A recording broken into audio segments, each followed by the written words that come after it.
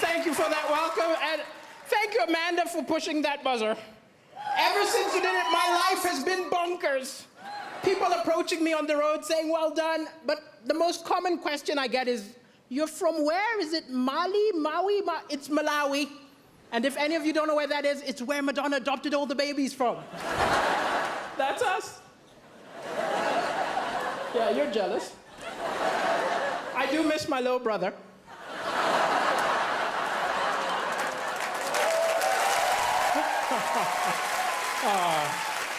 And Angelina took my sister, so. And I've been in the UK a while. I was tricked into moving here.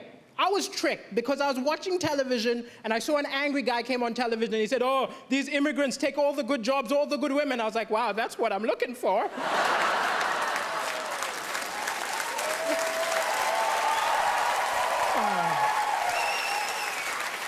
Sometimes comedy, it's hard to laugh sometimes because the news is full of depressing stuff.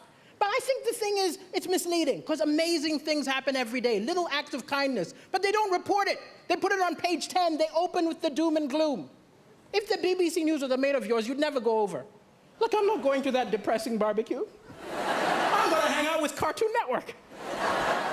But it's an amazing time to be alive. People say stuff like, I miss the good old days. The good old days were terrible. We've got amazing stuff. We've got Wi-Fi. Yeah. We've got rights. Women can vote. Yeah. I'm black. 200 years ago, this would have been an auction.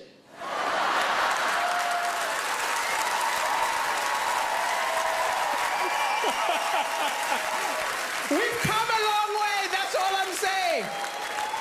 But even with the doom and gloom, the Malawian press is a lot worse than your press here. I'll tell you. Like, I did the first ever comedy show in Malawi, which isn't an accomplishment. I'm the only stand-up comedian, right? And I called the local press and said, send a reporter. The editor said, why don't you write the review yourself? Huh?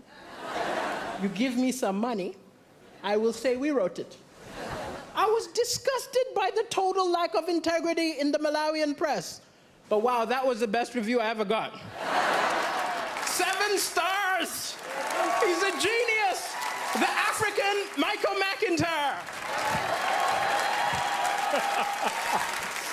But it's crazy I'm on television right now because my ex always felt I wasn't ambitious enough. She always used to be like, you're a comedian, come on, be more ambitious. I said, hey, I'm happy. She said, you're not happy. I said, I think I'm happy. She said, no, be more ambitious. I did not sign up for somebody who's going nowhere. I snapped. I told her, look, you knew I wasn't ambitious the day we met. Of all the women in the bar, I approached you.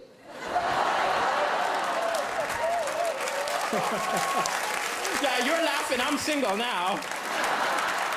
And I am looking for love, I'll admit. I'm looking for love. You know, gotta get that citizenship, you know.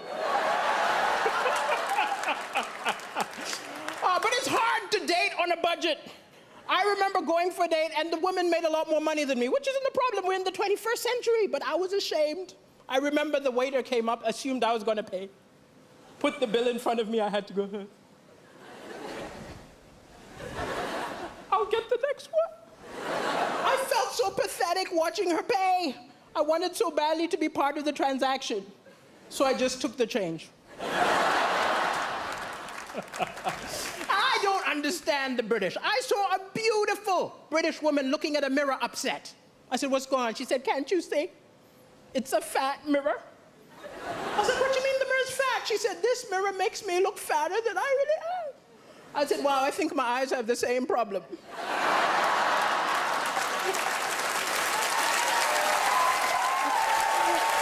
I was not mocking her. Don't be angry with me. It was a cultural misunderstanding. I'm from Africa. It's different. When we see someone overweight, we don't think go on a diet. We're more like, where did you get the food?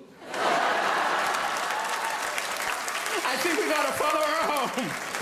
Thank you, ladies and gentlemen. It's been a pleasure. Thank you.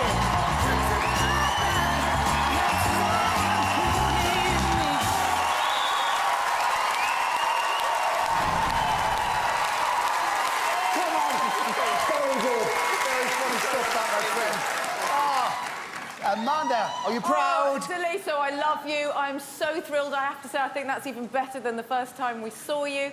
What I love about you... What I think is so important about comedy is that it has to be very near the edge of edgeness. And you were so on the edge that it made us howl with laughter. I mean, it was naughty, it was edgy, it was fresh, it was cool. And the best thing about you is that nobody can nick your material. Yeah. Michael McIntyre can't take your stuff. Nobody can take your stuff. You are unique, and you really smashed it. I'm proud of you. Well done. Thank you. Thank you. Thank you. Can you, do you mind reminding me how old you are again? I'm 37. 37, you look good. I have to tell you something. You are one of the funniest people we've ever had on this show.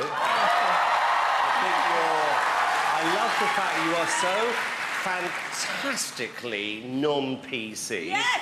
I really do. And I think that's part of the reason why everybody likes you so much. I said this earlier on in the week, I'm going to say this about you, is that I do believe that this show can be an amazing showcase for somebody like you. And I would be amazed... Actually, no, I don't want to say this because I jinxed it before, but what I'm thinking is this, that you are the sort of person who, off the back of this, your phone should be ringing in 3 days' time, offering you your own show. You should be on TV more often. I mean, the one thing I've noticed about comedians are they are quite selfish, and the same people seem to be on a lot. I think there's a real gap in the market for you, and it's your personality, your sense of fun, which I believe is going to put you in the final tomorrow, and you deserve it. I second that. I pray people pick up the phone and put you in the final. When you were on the first time round, Jack Whitehall called me and said he used to do gigs with you back in the day, and I said, why isn't he the biggest comedy star in the country? He said, he's never been given the right break. Well, tonight is the right break. You're going to be a superstar. Uncomfortable topics funny, and you made us ugly laugh. Like, no woman wants to do that. We were howling. You're brilliant. Well done, Daliso. Thank you very much. Thank you.